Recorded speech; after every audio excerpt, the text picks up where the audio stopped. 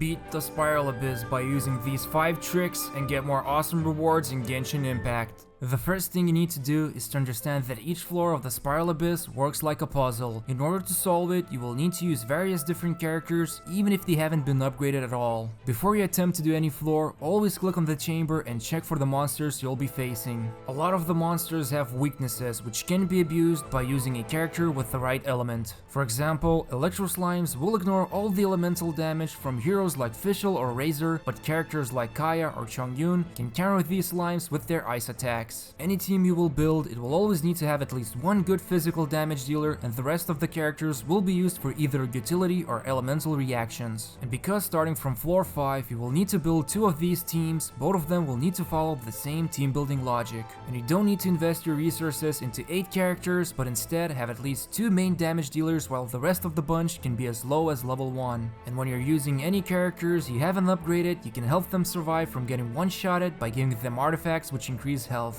The biggest reason why your team needs to be diverse comes down to the fact that a lot of enemies you'll be facing will have a shield on them. You will notice a smaller, different color bar appear below their actual health, which shows they have put on a shield. This is why it's extremely important to bring characters who can break these shields so that your damage dealer can finish them off. There are currently 5 types of shields you can break, and luckily for us, the game gives us plenty of free characters to achieve this. For example, this Cryo Gunner is a walking nightmare, but characters like Amber can deal with him very quickly, and it only takes 2 charged shots from her bow to strip him away from his power. And she's barely level 10 without any weapons or artifacts. In order to build your teams more easily, keep in mind the elements which can counter shields. For example, on floor 6, we see that every second half of each chamber, there's a large amount of pyro monsters, so characters like Barbara will be invaluable, while the first half seems to have a lot of cryo monsters, which means characters like Xiangling and Amber will make things easier for us. This is going to be your key component to progressing through Spiral Abyss, and that's by breaking enemy shields.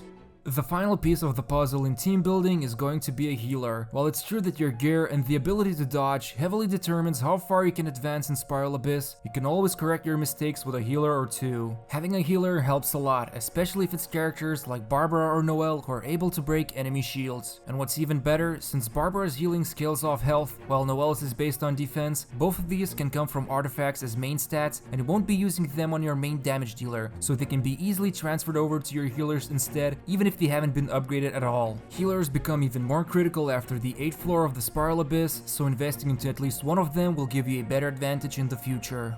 Besides upgrading your characters and weapons, the best and cheapest investment you can make is by fully upgrading your stamina bar. Dodging enemy attacks efficiently isn't easy to achieve even for the most experienced players, and if you run out of stamina, you suddenly become an easy target to many of your enemy attacks. You can max out your stamina bar by collecting all of the Animoculi and Geoculi, which will take a while to do, but the payoff is far too good to be ignored. Not only will you become more agile, but also get a ton of rewards, including a 5-star artifact you can unlock once you have collected all of the Geoculi and completed a secret quest called the 9 Pillars of Peace. And let's not forget the massive amount of adventure rank experience you'll be getting as well. By maxing out your stamina bar, you give yourself a better chance to survive enemy attacks in the Spiral Abyss and will have an easier time correcting your mistakes.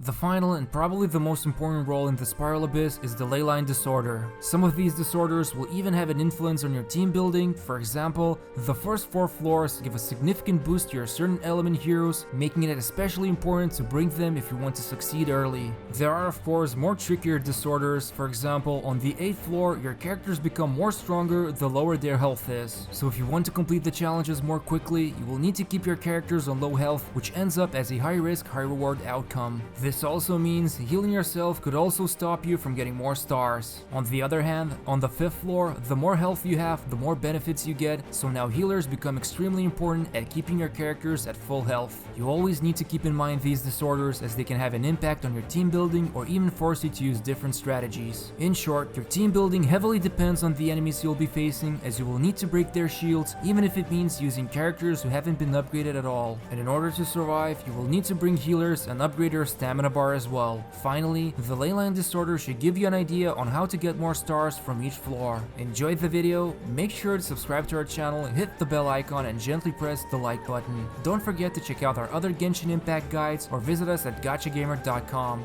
Thank you for watching us.